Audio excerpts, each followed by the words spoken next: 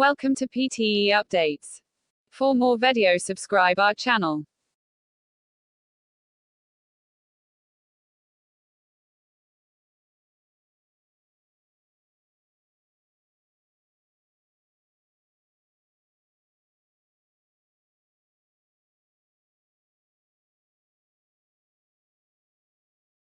This right is particularly important for journalists and other people working in the media. They must be free to criticize the government and our public institutions without fear of prosecution. This is a vital feature of a democratic society. But that doesn't prevent the state from imposing restrictions on the media in order to protect other human rights, such as a person's right to respect for their private life.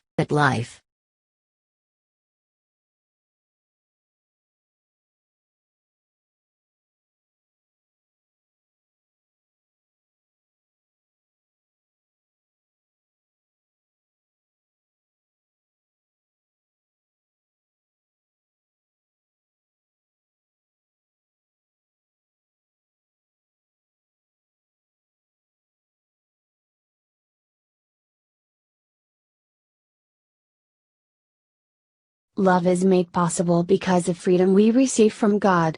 If we weren't freed from our sins, we wouldn't be able to choose to love God and love people. Romans 6:6-14. We get to experience the grace of love that isn't demanded, but freely given. God has freely given us His love, and we can freely give our love to others.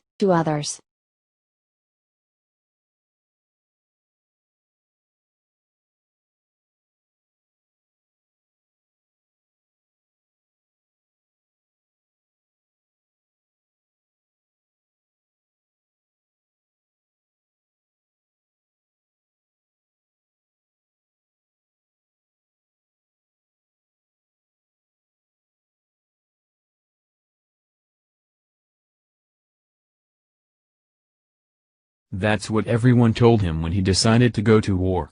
Even if they didn't say it, they thought it.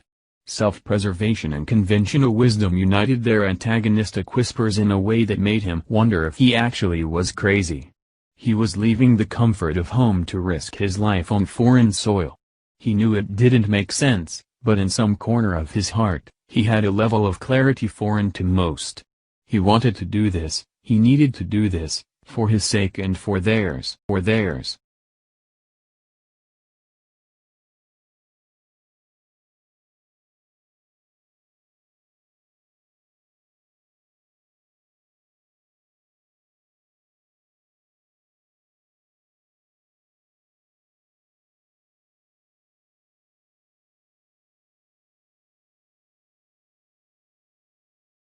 Why would anyone risk his or her life so others could keep theirs? Some of those who were saved would likely waste the life they'd been given. Some would even go so far as to mock and ridicule his decision. He was willing to give them everything, fully aware that some may not appreciate it.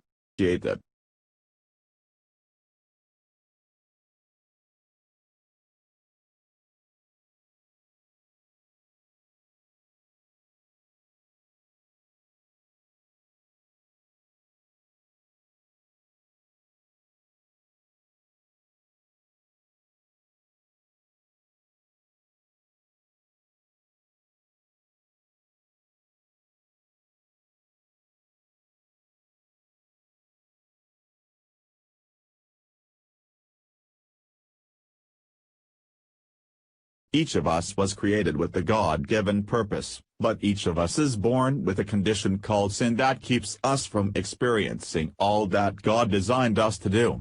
When we sin, we commit cosmic treason against the God that created us. The bad news is that we can't do anything to save ourselves from our treasonous condition, so we are destined to die the death of a traitor.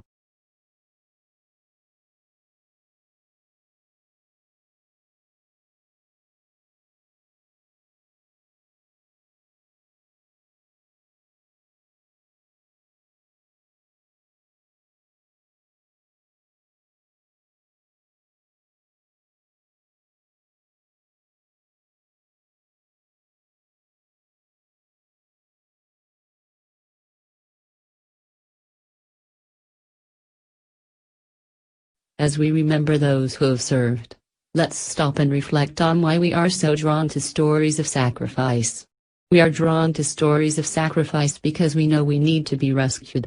We know we can't save ourselves. That's okay. Jesus' offer of salvation is open to any traitor willing to follow him. Follow him.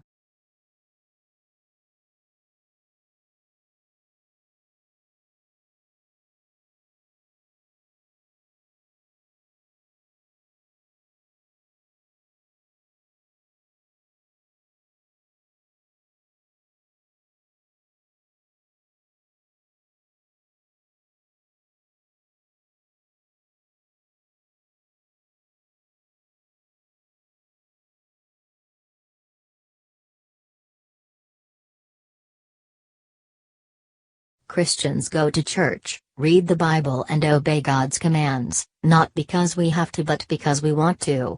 We want to learn about this God who would go to such great lengths for us. We want to show our thankfulness for His grace by representing Him well with our lives.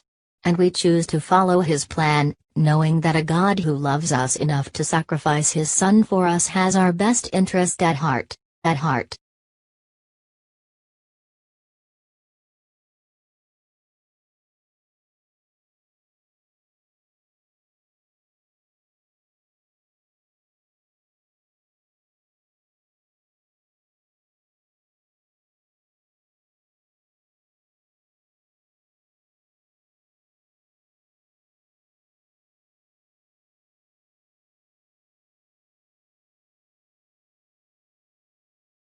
Every other major religious leader is dead.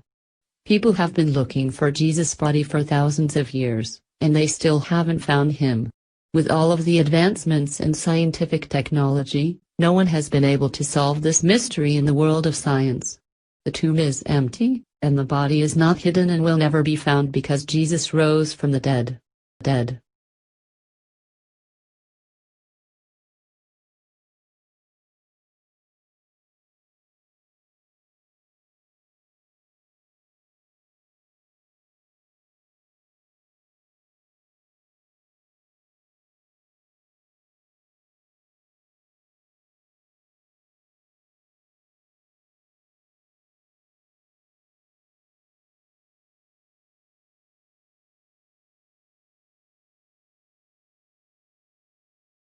The mention of Jesus being placed in a manger in Luke 2-7 leads us to believe that he was born in a nice, comfortable, clean stable.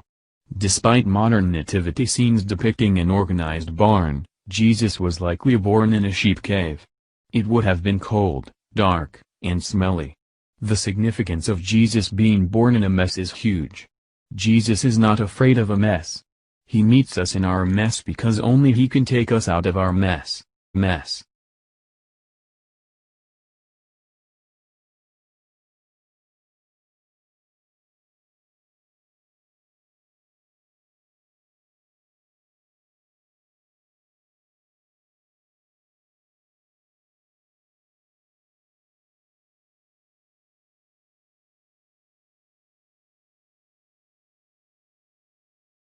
We sing away in a manger with no thought to the words, no crying he makes.